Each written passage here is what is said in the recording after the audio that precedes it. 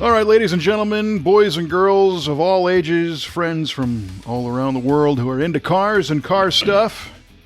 Not sure why you're here, but this is a brand new lit episode of V8 Radio, Kevin. Hey, a lit episode. Yeah. Fantastic. I'm down with the kids now. How about that? Yeah. Well, I'm your host, Kevin Ostie, joined as always by our esteemed co-host, Mr. Mike Hugh-Ball Clark, who is lit. Are you lit? oh, I'm lit, baby. Let me tell you. Woohoo! Not sure what's in that stainless V8 mug you got there, but you don't need to know. yeah, this time I won't ask. Right on. All right, so we're lit, and we lit it off. The candle's lit, and so everybody needs to buckle up their seatbelt because here comes a full episode of I'm not really sure what. We'll make it up as we go along. That's usually what happens. Yeah, right on. And also what usually happens on this show, right in the beginning, we like to throw out an automotive trivia question. And it's a fun thing because we don't give the answer right away. No. No. The answer is held like a carrot at the end of a stick for the end of the show, enticing our listener to hang with us the whole time. So have you prepared an automotive trivia question? I have prepared an automotive trivia question. And thank God that people can't hit the fast forward on their devices that they listen to the show on, so they can't go straight to the answer. Don't give them any ideas, man. All right, Kev. If they got the kind of connection that I've got right now, it's going to do nothing but pause it anyway. So no doubt. Stay off the fast forward, friends. Uh-huh. All right, Kevin, we've all seen candy paints on cars. You know, it's pretty popular in the 50s, and even today some cars have a candy paint job. But what is it about candy paint that makes it look the way it does? So what gives the candy effect the candy effect? Yes. That's a very good well question. Put. Yeah. Well, I'm not the world's expert on candy paint, but I know that the goal, kind of candy apple was the first use of the term, because a candy apple back in the day was an apple dipped in caramel, or caramel as it's supposed to be pronounced. If you're from the Midwest, You say caramel. Yeah, exactly. I do. But there's another A in there, kids. A caramel apple was dipped in a melted sugary syrup, which then hardened to give a translucent red appearance where the caramel would show through just a little bit, right? So Sounds tasty. It is tasty. I want one now. Mm-hmm. Yeah. So the effect is seeing the color red and seeing something come through it. It gives it an insane amount of depth and of course gloss if it's done properly. So to mimic that concept, you need to have a couple elements. You need to have a base color, which is typically gold on a candy. Sometimes it's silver. And then you need a translucent color, or a candy color as they're called now. And you start to spray these in layers. And if you do one layer of, say, red over gold, that's starting to build your candy apple color. The trick of it is, and the reason why these things are so hard is, A, you got to paint the whole car in the base color. So you're spending time and money on the gold or the silver. And then you got to add layers of the candy color. And those candies, the true ones, get darker with every pass. So as you're painting a car, you got to spray the whole thing with the exact same amount of coats to get the color proper, because it's translucent. Wow. So the more you add, the darker the color gets. It gets harder to see that base color through it. So when you go and see a nice candy job, what makes a good one is if it's consistent from front to back, because if you're painting a solid color or a metallic like a blue or something, you can paint the fender and then go paint the door in the back. And if you get something in it or the metallic doesn't lay out the way you want, you can just throw a couple more coats on it and the color remains consistent. But on a candy, if you go touch up a spot and add to it, you got to do the whole car again. Oh, brother. Because it all has to be the same amount of coats. Huh. So that's the long way of answering my guess at your question. Is the effect comes through when you see the base color come through the translucent top coat and gives you the candy appearance. Okay, so to paraphrase, you need a gold or silver base and a translucent color, and that's what gives you your candy effect. Right. Yeah, and you can do in a nutshell. Yeah, you could do a white, like a solid base color too, but it's really neat when you get the gold or a silver, because if it's metallic or pearl, that metallic will come through the candy layer and add more visual interest, and it'll dance with the light. And cool. Green, a translucent green over a gold is really nice, or a blue over a silver, or whatnot. Cool. So there you go. All right. Duly noted, my friend. Duly noted. How about that? All right. Well, I got one for you. All right. Sock it to me. When did the first commercial drag strip open in the United States? Oh. And where was it? Ooh, suck out loud. Okay. The first commercial drag strip. Well, all right. Let's think about this. Let's diagram this. Thinking cap is on. It is. See, auto racing became hugely popular right after they invented the dash. World War. Yeah. Okay, let the peanut gallery hush. So, as I was saying, auto racing became hugely popular after World War II. GIs were coming home and they were tinkering with their cars, or their Model A's and their Model T's, and hot rodding them, and they wanted to race. So it became dangerous to race on the street. So people wanted to do it. The police especially wanted them to do it off the road. So I'm going to say the first commercial drag strip opened in 1948. And all right, it was hold on now. You got two guesses there. 1948 is my final guess. All right. And it was in Los Angeles, California. 1948 in Los Angeles, California. Duly noted. I thank you, sir. Yeah. Well, I mean, that all makes sense. You're right. Southern California was the birth of hot rodding, and all the things you said were true. The GIs were coming home with speed fever, and there was stuff to make stuff with, and all that. So, okay. It may have nothing to do with the correct answer, but it was a hell of a guess. It was a hell of a guess. It was a very good guess. You know what I like about your guesses is they're often, I want to say well thought out. I'm not saying that they're accurately way thought out there, but they're thought out, and that's important in a trivia contest. You don't think they're not. Probably 90% of the time when you ask me a question, I have just no idea. I'm like, ugh. 90% of the time? Wow. Okay, 99% of the time. I think I got one right, so I'm good there. You've got more than one right. Maybe, all right, two. Maybe one of our loyal listener can tally up the scorecard for us. Go back and listen to some of the episodes and see what was done here, because I think you got far more than that. Yeah, we'll see. That's just we'll wait for the tail of the tape to come through. Yeah, right. All right. Well, that's noted. So, what's happening in the automotive world of the Q these days? Well, Kevin, I'm glad you asked, because there are things happening. Hey, how about that? The Q Ball GTO engine project has just moved forward a little bit.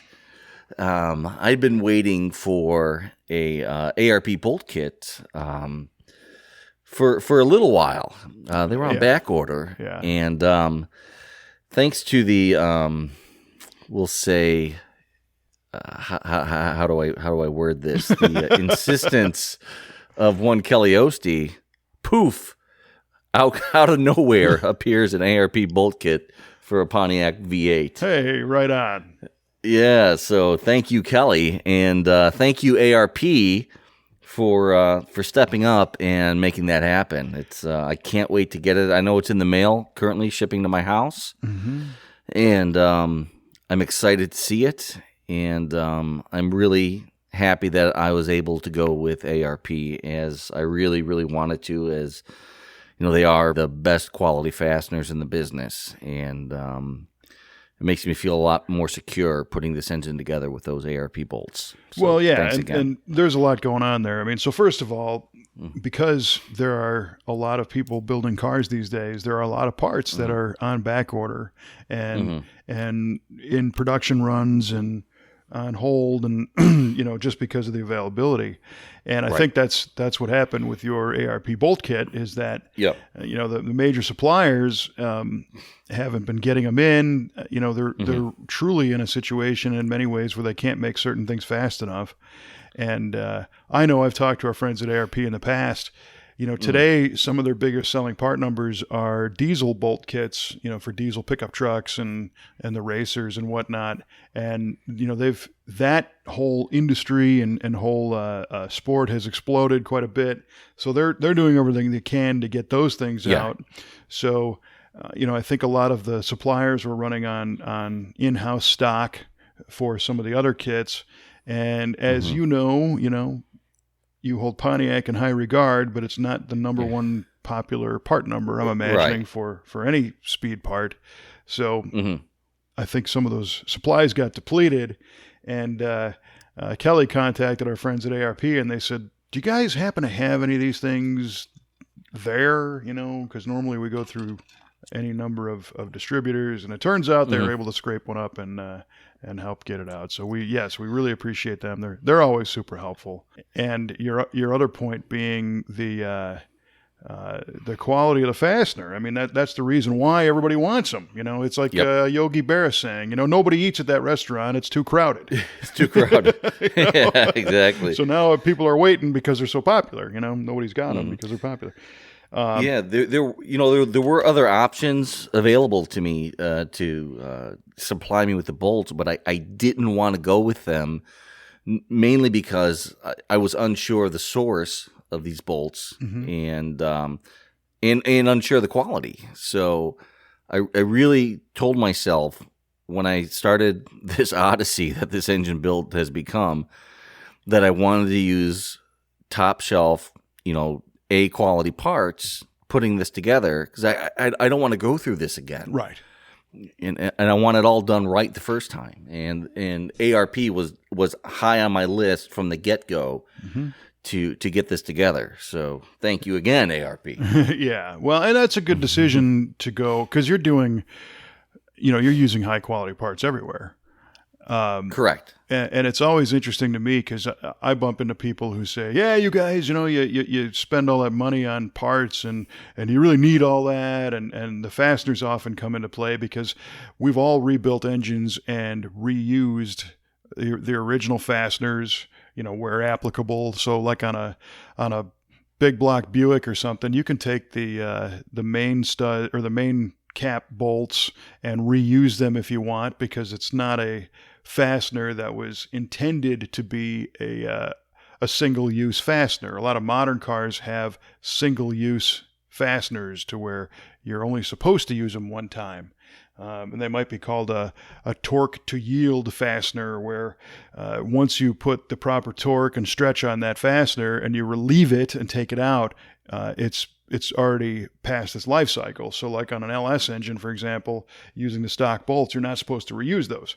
But again, like on an old Buick or a small block Chevy or even your Pontiac, those original bolts, could be used again. And a lot of people make the argument, I've been using, or stock bolts, rod bolts, head bolts, and all this stuff forever, and you're crazy for spending extra money on it. But the difference is there is measurable science behind this stuff. And when you look at the load that is put on a swinging crankshaft with the rod cap and the mass of the piston and the connecting rod spinning at a certain RPM, those forces come into play, and eventually couple that with the number of heat cycles this thing gets and the RPM you're going to spin it at and the mass of those parts, Right. Eventually they will fatigue and fail. So to the guy who's rebuilding using stock original stuff, yeah, you can do it. Is it going to last forever? No. No, and I planned on stroke. I did. I got a stroker crank for this, and I'm probably gonna have a little spirited driving with this car every once in a while. Well, that's why you did it. Of course. Exactly, and I want to know that everything is going to hold together. Yeah. So, yeah, it was definitely huge on my list. And it's kind of cool because if you're going to build an engine, you can call ARP and say, okay, well, I've got these pistons and these rods and this stroke, and I want this RPM range or this red line, and they'll do the math and they'll tell you which one of their bolts is going to be the most ideal for your situation because they have different materials they're made out of.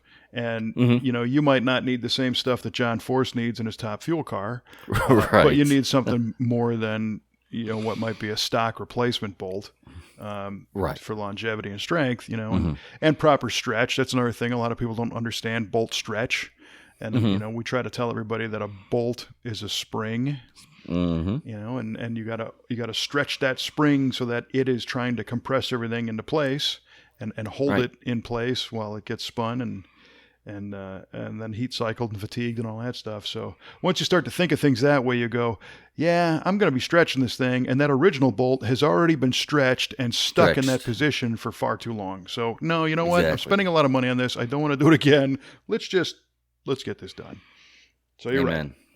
Yeah. So things are happening. All right. So this is exciting. It is exciting. So the bolts are in the mail. What's the next step, I should say, in starting to put this thing back together?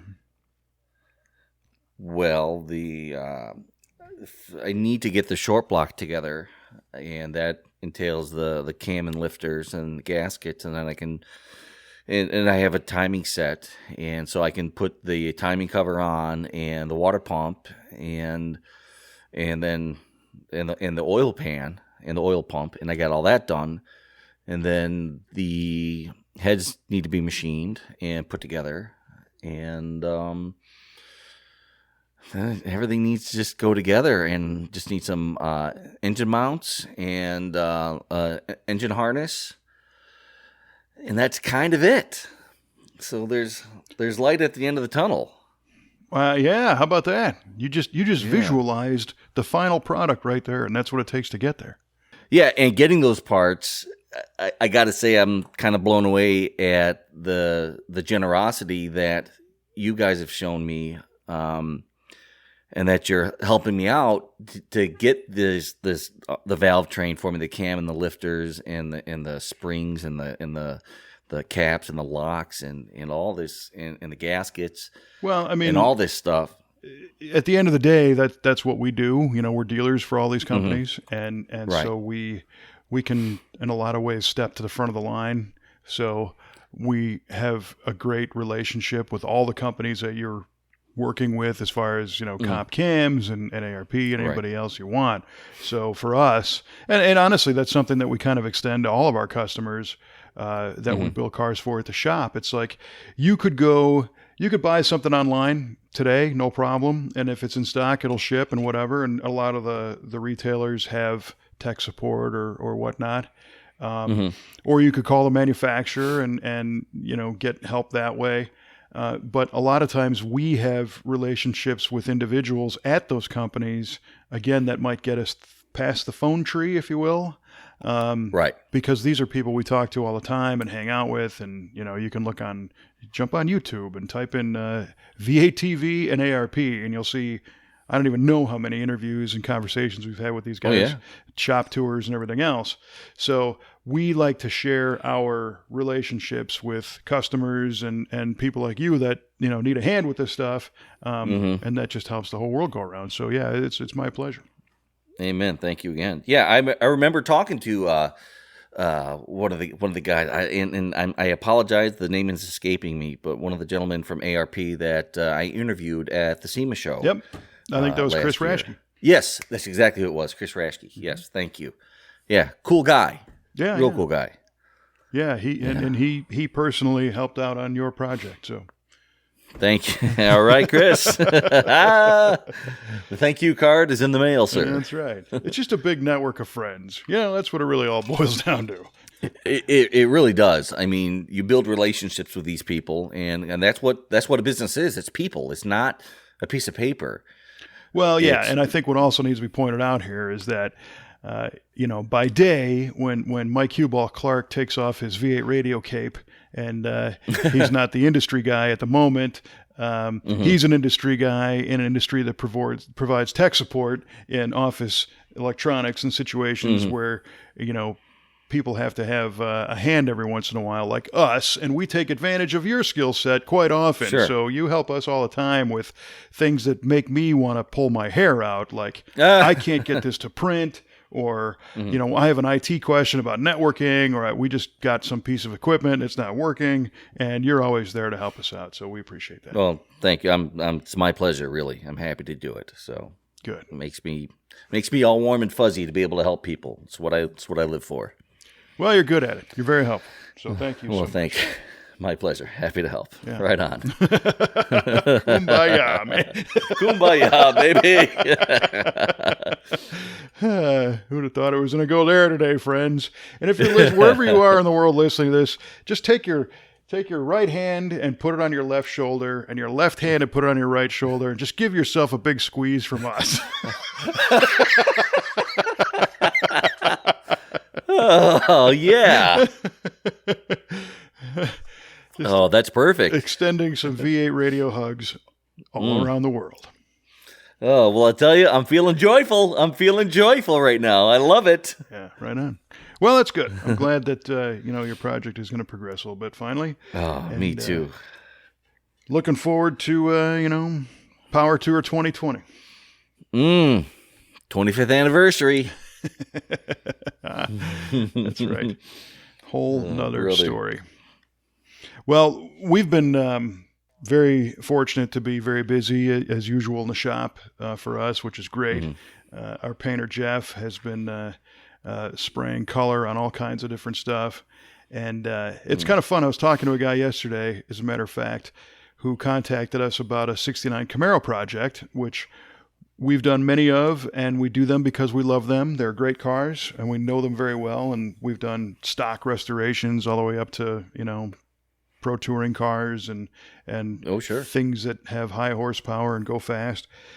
And it was interesting because this guy says, hey, I'm thinking about doing this car in LeMons blue or maybe azure turquoise, which is another great color. And I was just able to start firing off pictures to him of cars that we had painted in that family of blue, right? So there's a 67 GTO that you're aware of that is just about finished. That's in... oh, yeah. It's blue. The 66 Chevelle we did last year for our friend Larry, that's a custom mix of turquoise and blue and kind of greenish. And then there's the ZR9 Camaro that was done in the Jetstream blue, and any number of other, cars that we have painted, that Jeff has painted in blue. And it got me kind of thinking about the process, and as you pointed out, today's trivia question was, what about, candy colors and that process? And I did a little recon off the air that I recorded that we'll share, about what happens after the paint job, right? So after the car's painted and you get it home and you're driving it around, everything's great, and you get a chip on the thing. And what do you do, And I know, like in our world, yeah, sure, you bring it back, you strip the fender and repaint the whole thing and go down the road. Well, that's if it's an insurance job, great. But if it's just, general maintenance and touch-ups, sometimes you're kind of stuck. And a friend of mine referred me to a gentleman named Paul Fernandez, who's with a company called Automotive Touch-Up, and they do a full line of some pretty innovative touch-up paint tools and paints and products. So I thought it might be kind of fun to do a quick interview with him to learn a little bit more about the world of paint repair that we normally don't deal with, because we're doing, again, whole panels and not just little touch-ups. So we'll just go ahead and roll that. Okay, well, joining me now is our special guest, Mr. Paul Fernandez, who's joining us as the general manager of Automotive Touch-Up and AutomotiveTouchUp.com. Paul, welcome to the show. Thanks. So the first question that I have for you, here in our facility at the V8 Speed and Resto Shop, we maintain a full-service body and paint facility for restoration and custom cars, and the paint world is very close to me. So it was intriguing to learn a little bit about what Automotive Touch-Up does. Maybe you can give us the short version of the story. Well, I guess the short version is 17 years ago, we kind of got started here in New Orleans, and it was basically kind of local supply. And I mean, the founder of our company, Jeremy Thurnow, he had a background in automotive paint, and he basically he realized that, you know, his only real niche that he could get into was kind of specializing in local touch-up products and things like that. And it kind of gradually grew from there into a website. And so we've been going about 17 years now. It's, you know, we've grown and grown year by year, and now we're where we're at. Right on. Yeah, I was going to say, people just don't wake up one day and say, hey, I want to make automotive touch-up paint for a living. No, it doesn't happen that way, for sure. No. Well, it's a really interesting concept, because we've all seen the local auto parts store that has the little brush dab dipper of colors, and most of those are very general. But you guys make color touch-up products that are very, very specific. Yeah, I mean, the downside to the ones you see in retail outlets like, you know, O'Reilly's or anywhere else, or AutoZone, or, I mean, you know, they're really only kind of boiling it down to maybe the 5 or 6 most popular manufacturers, and maybe the most, you know, popular colors. And sometimes it's only 3, sometimes it's 5, sometimes it's 10. It depends, you know, if it's GMC or Toyota or what. In our case, we don't deny any color. I mean, if you need it for an RV, you're going to get it, because we'll have that color. If you need it for a 39 Mercury, I mean, a guy yesterday needed it for a 39 Mercury. We had his color, so hopefully he's happy when he gets it, you know? Yeah, right. But anything you need, we're going to have. Well, that raises an interesting point. First of all, it's amazing that your depth of color knowledge is as deep as it is. But I think there's a little bit of education on the consumer side that a car built in 1939, if it still has original paint on it, it doesn't look like it did when it was new. It's sun faded and worn and everything else. So, oh, yeah. Yeah, and I imagine he's probably repainted it several times, obviously. I would hope so, yeah. Yeah, I would hope so, too. What I also thought was innovative, though, is the methods you guys have for application and the associated support products. Well, I mean, we want to offer as many types of application as possible, because obviously there's, you know, so many different types of damage and repairs that need to be done. And, you know, you really need to not just have base coats and, you know, tri-coats, but have primers and clear coats and everything else that goes along with it. But really, aerosol paint, ours are extremely high quality. We use extremely high quality paints. We don't skimp, you know. Basically, we try to make these as high quality as possible, as close to what you would get out of a spray gun as we can get to. And on top of that, of course, we'll also we sell ready to spray colors, so that if anyone, you know, actually has the equipment, the experience, or just is willing to give it a try, they can go ahead and buy paint for their spray gun. Yeah, well, that's cool. And I'm guessing now, so a typical customer might be somebody who has a fairly late model car that got a scratch or a chip or something. And they go to the website, and there are some educational materials to help them figure out which type of application method they want. Absolutely. And a big thing for us is that we try to make it easy and easy navigation. And like, one of the things we like is like people can't find their color code is a common thing is they Mm. just don't know where to find it. So we'll have pages on our website that specifically for every model and every year and everything else where it will tell you on an Audi from like 2004 to 2012, okay, this is like there's only 3 locations where color codes were listed, and on those pages we'll have pictures of what the actual tag looks like, Oh, right on. highlighting what the code is so that they can find it as easy as possible, just so they don't make any mistakes, order the wrong color. We Sure, try to, absolutely. we try to make sure that we give them every resource possible to find what they need. And as far as other resources, we have a YouTube page, we have videos on our site that basically we try to like give people at the very least just specific techniques that would make their job go a little smoother, like how to back tape, how to create, don't create a hard tape line, how to spray something, how to mask off areas, things like that. Yeah, these are all time-honored techniques to learn those, and if you can show people how to do it quickly, that's huge. And I Absolutely. guess, my initial thoughts were, like I said before, touch-up scratches and smaller stuff. But you're telling me that you're giving consumers an opportunity to maybe repair some larger areas too with the aerosols. Oh, absolutely. I mean, our real goal is to give people a cost-effective alternative for cosmetic repairs. So if we can keep you from going to a body shop, then good. We did our job. We Hmm. gave you the opportunity to save hundreds of dollars, maybe thousands of dollars. It depends on the situation. I mean, every situation's different. But yeah, we see ourselves as an alternative to help people save money. And with what we have, our products, our resources, and the support we're willing to offer people, that we're confident that most people can handle it. Anything other than major damage. I mean, obviously, major damage or anything, like after a wreck or anything like that, maybe they won't feel comfortable, and I understand that. Take it to a body shop by all means. But if it's small or, and I mean, it really depends. But scratch repair, spot repair, even whole panel repair. I think a lot of anyone who has a little bit of a DIY kind of background, or even just wherewithal to go ahead and give it a shot, they can do it.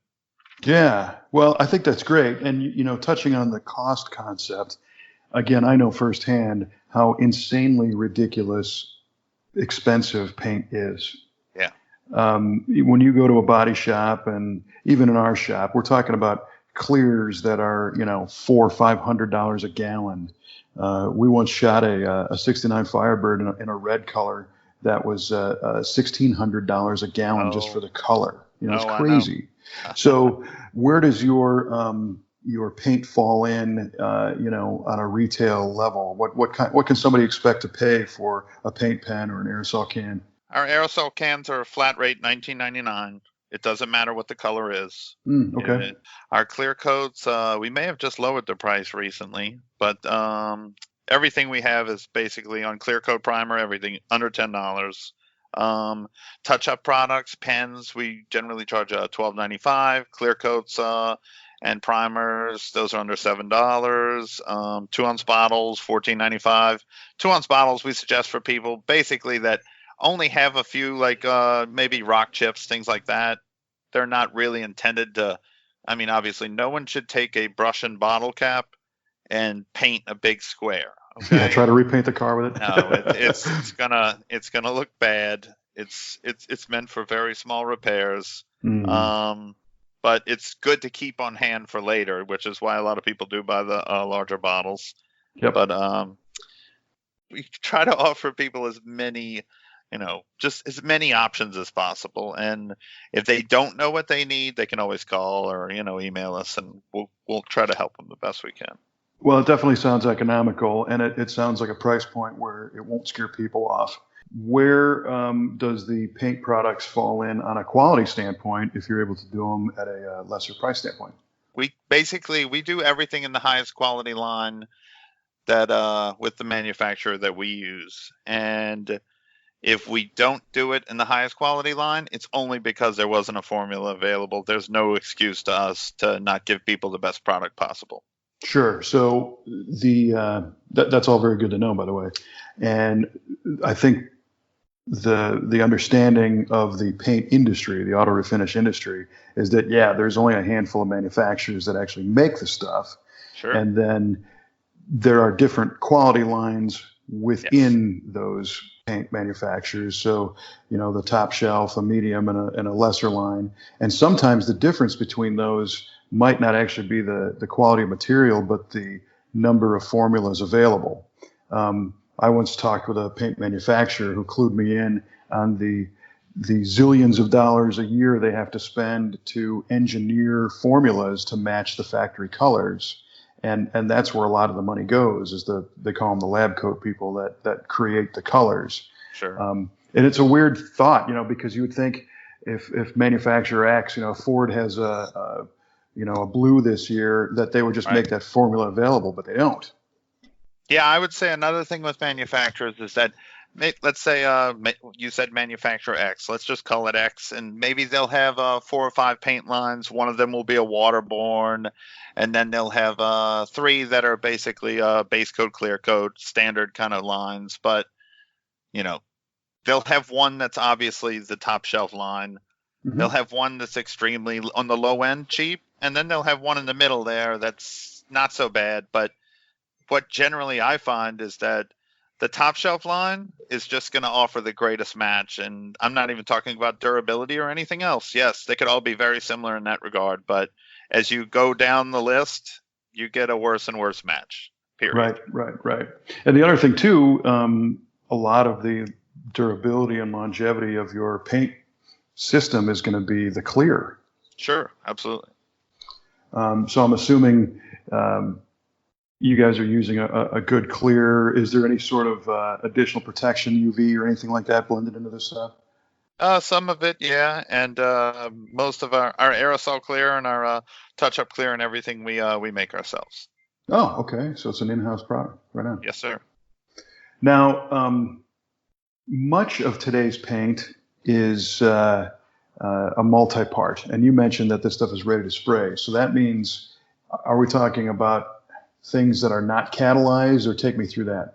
Yeah, so when I say ready to spray on our pints and quarts and stuff, they're basically a urethane kind of acrylic hybrid. Okay, so they're a urethane that's basically been designed with our own specific stabilizers that will work with either a urethane clear or urethane primer, or acrylic clears and acrylic primers, with no real discernible difference, other than obviously the urethane products will have a little bit better shine usually, and they'll be a little more durable. Okay, and then are we talking about a shelf life then for that can? Shelf life for that can, generally, no. There's no regular hardener or catalyst added to it, so that can could last, if I had to guess, I'm just going to throw it out there. Yeah, it could last years and years. Sure. So in this case, then we're looking at an air dry type drying system. Yeah. Now, you mentioned before that of course, waterborne paints are popular today, but I'm guessing yours are going to be solvent based. Yeah, everything we do right now is solvent based. Waterborne, we haven't quite cracked the waterborne aerosol just yet. We're working. Yeah, we've been working on that one. We're getting closer and closer, but that one's a little tougher. So, well, my thought would be, and again, I'm not in the industry, but the waterborne industry largely grew out of emissions and being more environmentally friendly than spraying solvents around. And the quantities that you're talking about generally, I guess, are going to be small enough to where it would have a minimal environmental impact having a solvent-based paint pen. You're absolutely right. Other than our aerosol product, we don't even see it as a very a big issue. But it's a goal that we have, and we'd like to get there at some point, at least as to be able to offer it. But nope, not there yet. Yeah. Well, interestingly, there are those who say that certain manufacturers, anyway, of waterborne paints, the waterborne actually covers better and looks more vivid. I've done a few side-by-sides, and I'll say the jury's still out on that, but it's tough. But yeah. So a couple other uses that I think I'm sure you guys are aware of, but what I thought was kind of cool is we're in the process of restoring a 1967 Pontiac GTO. And it's blue, and we went on your website, we got the color code, we got some samples, Pontiac WA3680, which is kind of a medium blue. And we've already painted this car, and fortunately we don't need any touch-up work. But what we did is we're providing the customer with a scale model of his car, and we're going to use your paint to spray the scale model, which I think is kind of cool. Yeah, we've had plenty of customers who do the same thing. Yeah, interesting. And then, of course, if there are smaller accessories or if you want to add details to a car that match the outside body, so maybe you want to tune up the look of the dashboard or a console or something, or spray a wheel, this is a great opportunity to do it without having to buy the high-end expensive, auto paint supplier paint. So I thought that was pretty cool. Definitely. We also used some of the touch-up pen products that you guys offer on another car, a 62 Ford that was painted in 1997 in a Porsche Guards Red. And your paint, this car's got chips all over it. It's been driven across country a million times. But your color match was dead on. It was very, very impressive. No, I know that one. L84A, yeah, popular. Yeah. At least it was, yeah. Well, and the other neat thing is some of the additional products you guys have. So the sandpapers and the compounds, to really complete the job. Maybe tell me a little about that. Yeah, so we'll offer any related product that, really needs to be in there. So sandpapers of every grit, and we'll offer assorted sandpaper packs as well, sanding blocks. We actually have our own line of spray guns, and just in case somebody wants to give one a try, and they're fairly inexpensive. We have them at a price point that's very very good for someone who hasn't tried one before. Of course, anyone listening, needs to know they still need an air compressor. But and as far as other things, tack cloths, hand glaze, which is a kind of an odd item, but some people do use them. Prep solvents, prep wipes, and especially a lot of safety equipment. We offer gloves, dust masks, NIOSH approved respirators, safety glasses, basically any PPE that you could think of that would be good to use. Yeah, very cool. Well, I also noticed that, again, my focus being kind of a muscle car classic shop, it was more about the paint products, but you do a little bit of bumper and flexible parts too, or? Yeah, we do. Yeah, that's cool. Well, so what I'm going to tell our listeners is that this is a really neat way. If you just go to automotivetouchup.com, there's a selector. You pick the year, the make, the model. And I know, again, from experience that most people that have cars from the 60s, 50s, early 70s, when they see a year, make, model selector for a paint product, they're thinking that it's only going to go back a couple of years, or be current. But your year drop down, it goes off the bottom of my screen. I think it goes down to 1935 or something. Yeah, I don't know exactly, but I know it's pre-1940. Yeah, way back there, and you have almost all the very popular muscle car colors. So if you have a Hugger Orange '69 Camaro and you need some touch-up paint, this is a great place to do it without getting in a giant investment. It gets ordered a lot. I can imagine. Yeah. So again, I guess automotivetouchup.com is the best way to order. If anyone wants to get with us, they can just go to automotivetouchup.com. If they have any questions before they order or they need help with their project, any advice, anything else, they can go ahead and call us at 1-888-710-5192, or they can use the contact forms on our website and just send us an email, and we'll get back to them with any concerns they might have.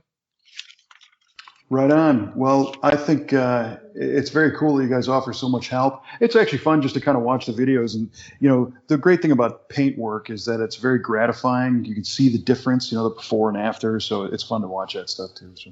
But I think, Paul, I appreciate the time today. And we're certainly going to be using more of this. In fact, we've now landed on this to be a night, because there is essentially no shelf life. including a paint touch-up pen and maybe a brush is going to be a nice benefit that we're going to do to our restoration customers. We're just going to send them home with some, and if, God forbid anything happens, they'll have it. And in terms of shelf life, worst thing that can happen to a half-ounce bottle of clear coat or a base coat or anything else is they can always add a few drops of acetone to it if it starts to dry out a little over the years. Just make sure they close it tight. There you go. Nice little tech tip on keeping that stuff alive. All right, Paul. Well, listen, this has been fun. It's been educational. I really appreciate it. Great stuff. Like I said, we use it. We're going to keep going. And thank you for the time today. I appreciate it, Kevin. Thank you. All right. So I thought that was pretty cool. I mean, Paul obviously lives this day in and day out and has a wealth of knowledge on the topic, but it's a whole nother insight on what you can do once you get that car home and God forbid you get a chip on it. They do a whole bunch of different things to help you out. Yeah, it's huge that they have a really good exact match to your factory color, and they have such a wide variety of colors to choose from. I mean, I looked, I think I've heard of Automotive Touch Up, and they have paint for my daily driver, for Pete's sake. Oh, sure. Which is great. Yeah, right. Yeah. And again, that's the way I always filter things is I look at companies that do stuff for our enthusiast and hot rod muscle cars. Mm. But yeah, their bread and butter is obviously going to be touch-up paint for whatever you're driving, new and whatever. They do all that too. I don't want to discount that, but that is pretty cool to be able to manage something like that in your home garage without freaking out, and totally having to go have the whole thing resprayed just because of some rock chips. Because at the end of the day, we want to use these cars. Mm-hmm. Yeah, totally. I want to drive the wheels off it when this thing is back on the road. Right. And I referenced in that interview that the red that they had created for what's actually on my 62 Galaxy is a dead nuts match. It was perfect. It's that Porsche Guards red. It's exactly right. So that's right on, man. That's awesome. Just kind of putting that paint job off as long as I can. Because my car's road rashed. Just keep touching it up, and it'll be all touch-up paint. It'll look great. Yeah, eventually it'll all just transform from the spray version to the brush. Well, but again, they do have the aerosols and stuff too. That's cool. So, so you mentioned your GTO, which is the brother of the LeMons, which brings me to that little press release that you forwarded me about the 24 hours of LeMons race. Right, man. Or LeMons, depending on how you want to look at right. it. A good friend of mine, when he lived in Atlanta, started participating in LeMons races with I think an 88 Buick LeSabre. And he recently moved back up here, and he wanted to get back in it again. And he asked me if I wanted to be his crew chief. And I was like, why not? Let's do it. That is cool. So have you done the LeMons race before? Never. I never have. So you've done the other racing, the road racing at Road America we talked about before. Correct, yeah. Previous episode, which was a real crew chief. And not to say that the LeMons race is not real. I think it's awesome. So, tell our listener the requirements that the LeMons car needs to fit into. I think the LeMons car has to be less than $500, and you do have to have some safety equipment in there. You have to have a real racing seat and wear real racing gear. But if you win your race, you win $400 in nickels. That's awesome. Yeah, that's phenomenal. Yeah. So, you could go to Chuck E. Cheese and really have a great time afterwards. Have a great time. And some people will have their cars all themed out into something. Another friend of mine who lives up in the Chicago area, he participated in this racing, and he had a Volvo 750 wagon that they decked out to look like the Ectomobile from Ghostbusters. Nice, yeah. Oh, it's fantastic. So, do you guys have a car yet, or a car in mind? Yeah, the car that he had in Atlanta, he's having it shipped up here, and we're going to use that. So what is it? We just need to do a little bit of work to it, that Buick LeSabre. Oh, so he still got that LeSabre? Yeah. Yeah, totally. Oh, that's awesome. So we have to do a few things to get it race ready, and it'll be great. What race will you be competing in? Do you know? It's April 4th and 5th. It's at the Autobahn Raceway in Joliet. And oh my God, I'll tell you here in a second what the name of it is. And it has to do with prison. It's like On the Run or something like that. Sure, right, because it's near Joliet. Exactly. So that's the theme there, the state penitentiary. Mm-hmm. And this is it's a lap race, right? So how many laps is this thing? Do you know yet? I'm actually not sure. Yeah, well, you'll find out. How many laps. Yeah, I'll find out all the details. I mean, this just literally, when I forwarded you that press release, it happened that day. Do you have a copy of that release? You should read that. Yeah, I can get it. That was really funny. I get this email from a forward from Motor Trend about this breaking news with the 24 hours of LeMons, and I was like, huh. And you know what's funny, because I think I glossed right over that because it was like, oh yeah, mail, whatever, and then all of a sudden, your name's in the headline. I'm like, wait a minute. What did you do? Yeah, I thought that was pretty funny. Well, that I didn't expect that kind of an email. But yeah, it was something else, and it was great. Yeah. Well, that whole series is all in great humor. Is that still the Grassroots Motorsports thing tie in there with Grassroots Motorsports Magazine? I think they're the ones that started that race. And I'm not positive about that. I think so. And they used to cover it in their magazine, and then it became online, and it just kind of got a life of its own from there. It's something I've always wanted to do, and I've heard. I'm a little bit out of the loop on these, but I've heard that they fill up with registrants, and you can't really participate unless you get your stuff together. And get involved early because they just have too many people that want to do it. Yeah, it's all over the country. Yep. I mean, the races tour everywhere. I mean, in October they're going to be in Texas, and then they'll slowly move their way up north as it gets closer to spring.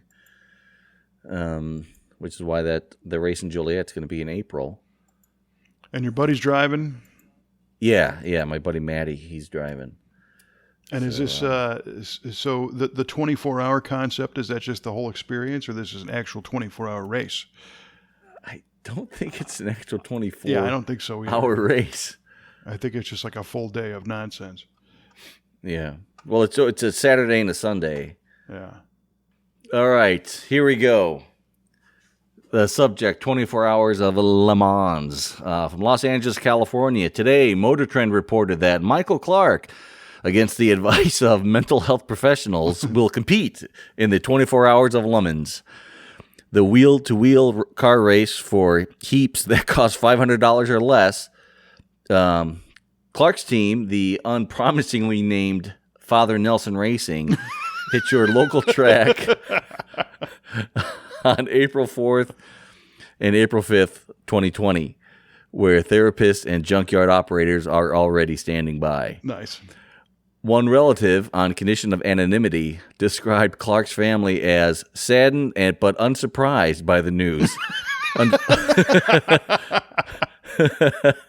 Unfortunately, we've come to expect such lapses in judgment, Yes. the source told Motor Trend. Friends, co-workers, and relatives interested in staging an intervention and or watching Clark do something incredibly embarrassing can find more information on LeMons race info page. Nice. And there we go. That's very cool that they did that. It really is, right? Yeah, that's a neat deal. So I'll have to learn more about that. And, of course, you got some time, but best of luck to you and the rest of Father Nelson Racing. Yes, sir. Thank you. Yeah, the name of the race is Doing Time in Joliet. Nice. Yeah. Very cool. That'll be fantastic. Yeah. I will say that that's a bucket list item. I think that's on my list. April 4th and 5th. Come on up. Yeah. I will certainly look into that and see if the schedule allows, because that would be very cool. Put it on the calendar, and it's going to happen. That's right. I've learned that this year. Put it on the calendar, it'll happen. Yeah. I'll talk to Kelly. Right, that's how it'll happen. Kelly makes things happen, ladies and gentlemen. If you haven't picked that up by listening, it's true. Oh my goodness! All right. Oh, well, wow. I think it's about that time. I can hear the bated breath of our handful of listeners that are still tuned in. And for that, we thank you. We do. I can hear their crescent wrenches, and screwdrivers banging on the table like knives and forks at a hungry prison. Yeah. Saying, we want the answer. We want the answer. All right, here we go then. The answers you shall have. All right, Kevin, I asked you in a nutshell, what makes candy paint candy paint? Right. And you said you starts with a gold or silver base, and you have a translucent color that is sprayed lightly over top. And as it's sprayed, it becomes darker, and it gives it that really deep, lustrous look. And Kevin, that is absolutely correct. How about that? Right on. To no surprise to you, but yes, that is absolutely correct. It is use a silver or gold base, and use my research said uses a clear paint with translucent pigments, but it's the same. Yep. And applied over a metallic base coat. Yeah, so I'm impressed. You ended up pulling off a theme for the episode with paint. How about that, right? Almost like I did a little show prep. I wasn't even aware. It just hit you now, right? Yeah, it just kind of did. It was like, hey, right on. Nice work there. All right. Well, on the flip side, the trivia question that I had asked you was, when did the first commercial drag strip open in the United States, and where was it? And your answer was in 1948 in Los Angeles, California. After quickly saying 1950, and then you went to 48. Yes. And you should have stuck with your first answer. Really? Yes. Because God dang it! The correct answer is 1950. Son of a biscuit! You missed it by that much twice, because it was actually in Orange County, not in Los Angeles. At Santa Ana, which was an airstrip at the time, which eventually became the John Wayne Airport that we know today, or Orange County Airport. Yeah. And what ended up happening is everything that you said. The GIs came back from World War II, and a lot of them had new knowledge of how to make things run, and the old jalopies were laying around from the 20s and 30s, and they would race these cars, and they needed a place to do it. So the SCTA, Southern Cal Timing Association, started to kind of figure out a place, and they found that they could use this airstrip on Sundays. So it was really opening on Sundays, and it became the first commercial one because they would charge people to watch, and that's where they got the funding to help pay for this whole venture. But I believe in the early days it was still a regular airfield during the week, and it was just on Sundays. I gotcha. And they raced every Sunday except Mother's Day. Nice. Because Mother's Day they got in trouble if they raced on Mother's Day, and I guess today a lot of mothers race, but back then maybe they would have if they had the chance. And maybe that basically operated until about 1959. So and right around then, 50, 51, I think, Wally Parks got the NHRA off the ground as part of a safety organization for drag racing. Created the Safety Safari and all that jazz. And today, the big trophy in the NHRA is named the Wally after him.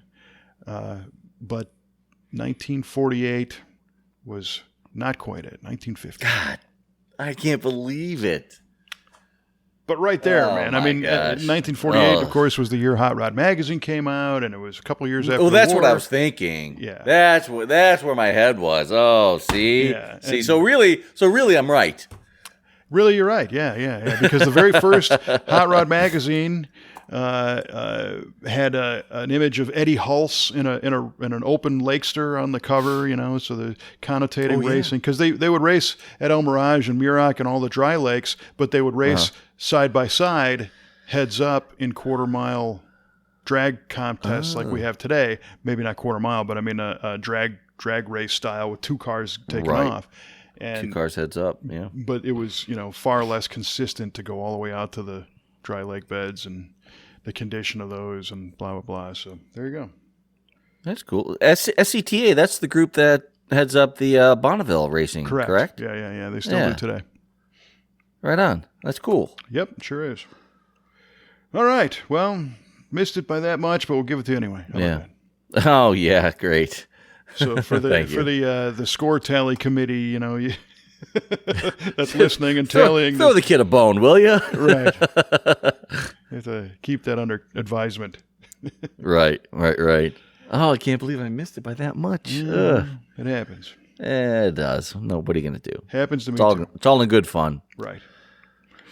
All right, my man. Well, this was a lot of fun. I appreciate the time. You bet. Thank you. And we appreciate everybody for listening. We get a lot of great feedback. We have a lot of great commentary, and we're accumulating some followers on some of the different outlets where our show is carried. PodTrack, for example, we mentioned them last time. I'm sorry, Podchaser. Podchaser, yes, sir. We're still in the number 2 spot. We're right behind a truck show of all things. But I think we can get there. We're ahead of a Formula One show and Car Talk. Oh yeah, we need your reviews and your ratings on Podchaser, please. Yeah, there you go. Just click the stars. Hopefully, high numbers of them. Yes, not 1 stars, right. 5 stars. I think those count too, though. So yeah, we'll take those. Right on. Yeah, and of course, iTunes and Apple Podcasts and Google Play and Stitcher and TuneIn Radio and iHeart Radio and VARadio.com and of course the Facebook page. By now, maybe your listening experience wherever you listen to this today didn't satisfy you, so you could try one of those others. Maybe it'll be better. I don't know. I'm not It'll sure. sound better on another platform. Yeah, well, can't get worse. Can't it, Kevin? Can't it? Is that a challenge? All right, until next time when we lower the bar. For Mr. Mike Huball Clark, I'm Kevin Ostie, reminding you to keep the shiny side up, and we will see you next time on VA Radio.